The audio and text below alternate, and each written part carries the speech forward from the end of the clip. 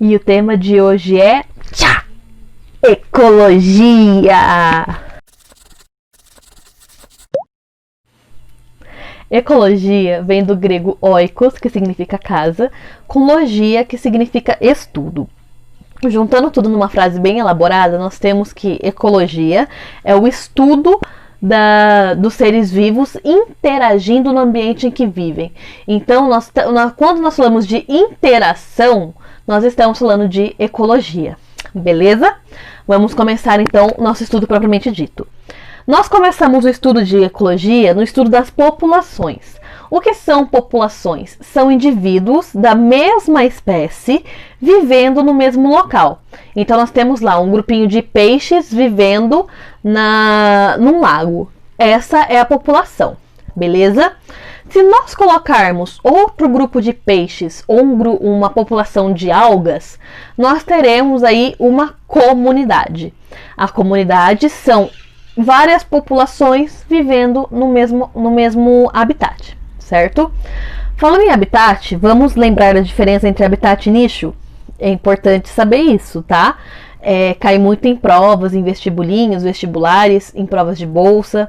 E é importante para não pagar mico também, né?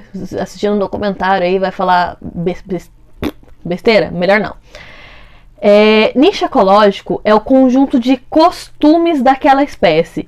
Então, por exemplo, eu tenho uma população de peixes que se alimenta de algas e vivem no fundo do lago. Então nós temos aí o nicho ecológico desses peixes. Nós temos os hábitos de vida diferente de habitat. Eu tenho um grupo de peixes que vive num lago. Aí nós temos o local em que vivem, beleza? Continuando então, já falamos de população, já falamos de comunidade. Nas comunidades nós estudamos também as interações ecológicas. Isso rende uma aula só para elas, mas para resumir, relações ecológicas são as relações entre seres vivos. Nós temos as desarmônicas, que trazem prejuízo para uma ou mais espécies, e nós temos a harmônica, que vai trazer benefício ou vai ser neutra para as espécies envolvidas, beleza? Nós temos também as relações interespecíficas e intraespecíficas. Professora, qual que é a diferença? Intraespecífica é entre a mesma espécie, inter é entre espécies diferentes. Dei esse exemplo já várias vezes e vou dar de novo. Todo mundo já jogou no Interclasse, certo? Já jogou, já assistiu, já participou de alguma forma de um Interclasse. Interclasse são jogos entre salas diferentes, inter, tá? Então nós temos aí relações entre, interações entre populações diferentes, beleza? Entre espécies diferentes. A comunidade pode ser também comumente chamada de biota. Então, se vocês verem o exercício lá, o termo biota, saibam que está falando de comunidade, tá bom? Se nós juntarmos os fatores bióticos de um local com os fatores abióticos, nós teremos um ecossistema, tá? A interação de seres bióticos com os abióticos. Mas, professora, que raio de fatores são esses? Fatores bióticos são todos os fatores que têm vida. Então, os animais, as plantas, os fungos, são todos seres que possuem vida. Enquanto os fatores abióticos não possuem. Eles são regime de vento, regime de chuva, salinidade, pH. São todos os fatores que não têm vida, tá? Então, os fatores bióticos interagindo com os abióticos formam um ecossistema, tá? Quando a gente tem vários ecossistemas, atenção, semelhantes, nós temos um bioma, tá? Atenção para a palavra semelhantes, tá? Os ecossistemas têm que ter uma vegetação bem parecida para ser considerada bioma, tá? Então nós temos lá, por exemplo, o cerrado. O cerrado tem vários ecossistemas diferentes. Nós temos campo sujo, nós temos cerrado, cerradão. Então nós temos vários aspectos diferentes do cerrado, mas que têm características semelhantes, como o clima, o tipo de solo, a vegetação se parece também, embora lá no campo vai ser bem diferente do cerradão, tá? Nós temos plantas que estão lá em semelhança, animais que estão em semelhança. Então são ecossistemas parecidos numa mesma região, tá? Entre um bioma e outro, nós temos ecossistemas de transição. Então eu não vou aqui, eu tô aqui no cerrado, pá, cheguei na Mata Atlântica. Não é assim que acontece, tá? Nós vamos ter ali zonas de transição, onde vai ter vegetação de um, vegetação de outro, uma mistura daqueles dois ecossistemas, né, daqueles dois biomas, formando um ecossistema único. Beleza? Pausa para respirar. Beleza, vamos lá. Biosfera. A biosfera é o conjunto de tudo. Conjunto de hidrografia, conjunto de litosfera, conjunto de, hidrosfera, litosfera e atmosfera. Esse conjunto todo vai formar a biosfera, que é toda a camada que engloba a vida na Terra. Beleza? É importante a gente falar também, quando a gente fala de ecologia, na questão energética.